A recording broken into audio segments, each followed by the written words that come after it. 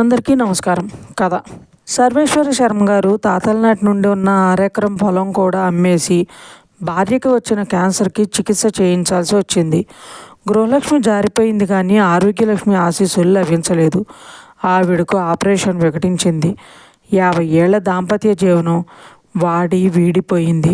వైద్యం కోసం ఆయన ఆ అరెకరం అమ్ముతున్నప్పుడు కొనుక్కున్న షావుకారు రామకృష్ణారావుకి సర్వేశ్వర శర్మ గారి మీద చాలా జాలేసింది. నిజం చెప్పాలంటే సర్వేశ్వర శర్మ గారి పొలం తన చేలో కలుస్తుంది.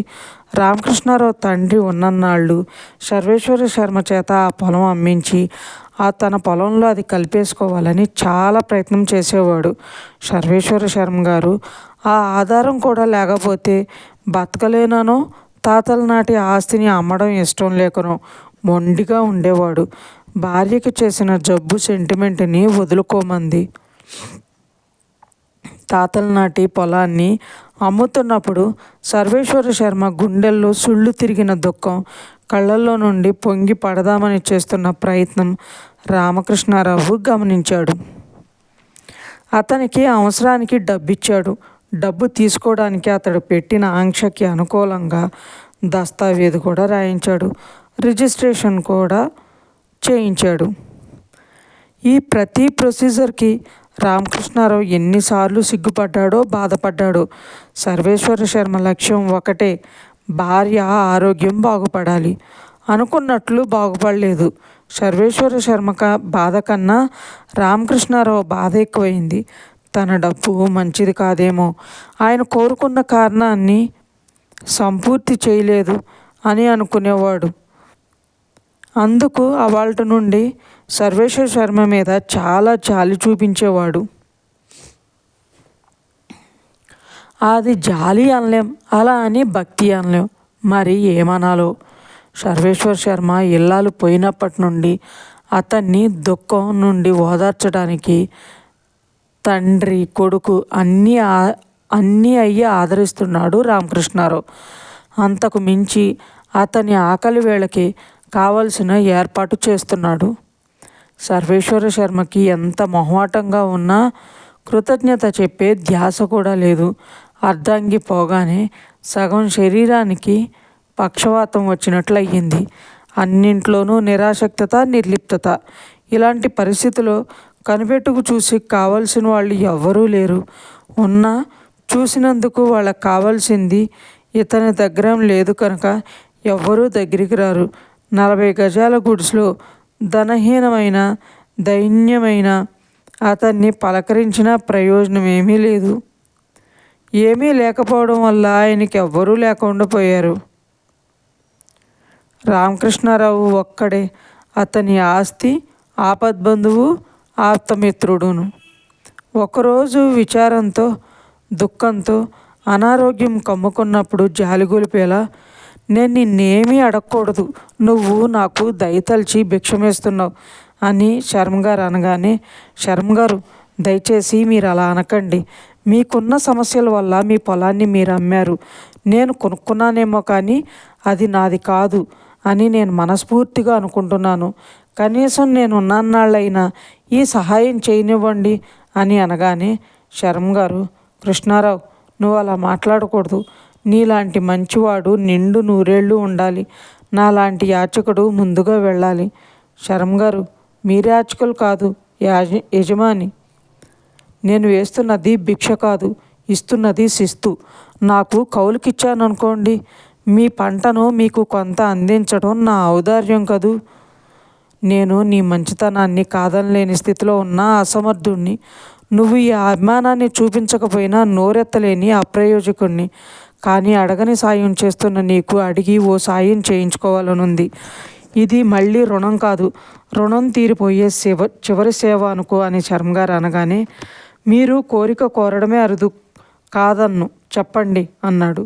భార్య రోజు అనే మాటలు గుర్తు చేసుకుంటూ, ఏంటో ఆ ముసలాయనికి రోజు దేవుడికిచ్చినట్లు స్వయం పాకాలు ఇవ్వడం ఏం పుణ్యం పావుకుందామానో అని తన భార్య రోజు ఎద్దేవగా అనడం. పుణ్యం బావుకోవడానికి కాదు, పాపం తోముకోవడానికి. మీరేం పాపం చేశారట? చేశాను.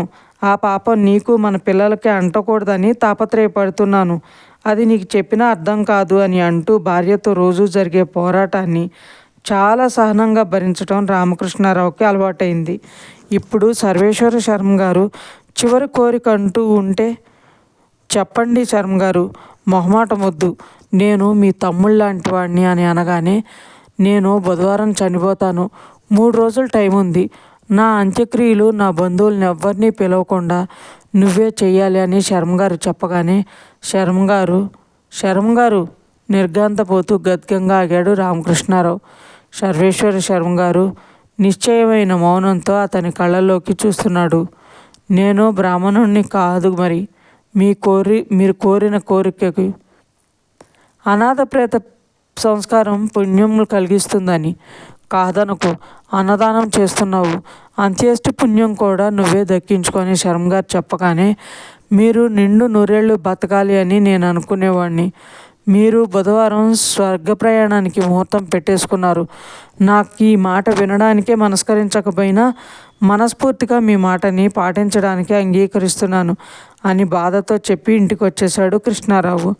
ఆ రోజు నుండి రామకృష్ణారావు మనసులాగే ఆకాశం కూడా ముసిగేసింది. అతని కళ్ళల్లో పొంగాల్సిన నీరు ఆ మంగళవారం నుండి మేఘాలు కురిపిస్తున్నాయి. బుధవారం కూడా తెరిపినా కనబడలేదు. గొడుగేసుకుని బియ్యం, ఉప్పు, పప్పు అన్ని రకాలు పట్టుకుని శర్మగారింటి బయలుదేరాడు కృష్ణారావు. ఆయన జ్యోతిష్యం మీద నమ్మకమైతే ఉంది, కానీ ఆయన మరణిస్తానని చెప్పిన మాటని జీర్ణించుకోవడం కష్టంగా ఉంది. ఆయనకేం అవ్వకూడదు అనుకునే ఇలా స్వయం పాకంతో బయలుదేరాడు. ఆయన జోస్యం నిజమైంది. తన కోసమే అన్నట్లు తలుపులు బార్లా తెరుచున్నాయి. ఆయన ప్రాణం గాలిలో కలిసిపోయింది. కట్టె మిగిలింది. రామకృష్ణారావు తడిసిన బట్టల్లో అతని కన్నీళ్లు కలిసిపోయాయి. అంత్యక్రియలు చేస్తావుగా అన్నట్లు సర్వేశ్వర శర్మ గారు ఆశగా చూస్తున్నట్లు కళ్ళు తెరుచుకునే గతించారు. కనురెప్పలు చేతులతో మూసి ఈ వర్షంలో ఏం చేయడమా అన్న ఆలోచనలో నుండి ఆయనకి ఒక ఉపాయం స్ఫురించింది. సర్వేశ్వర శర్మ గారి ఇల్లు తగలపడిపోయింది. కింద నుండి మంటలు పైకేసి పొడిగా ఉన్న కప్పు మేర అంటుకుని కుప్పకూలి ఆయన మీద పడి దహనమైపోయాడు. బయట నిలబడి రామకృష్ణారావు శర్మగారికి కపాల మోక్షం జరిగేదాకా వర్ష స్నానం చేశాడు. ఆ స్థలంలో సర్వేశ్వర శర్మ జ్ఞాపకార్థం ఒక వృద్ధాశ్రమం నిర్మించాడు రామకృష్ణారావు. అరెకరం పొలానికి తోడుగా దాని పక్కనున్న తన 2 ఎకరాల్ని పట్టా రాసి విరాళంగా శాశ్వతంగా ఇచ్చేశాడు. శుభం. ఫ్రెండ్స్, మీకు ఈ స్టోరీ నచ్చినట్లయితే లైక్ చేయండి, సబ్స్క్రైబ్ చేయండి. ఇంతలా ఆదరిస్తున్నందుకు థ్యాంక్ యూ సో మచ్.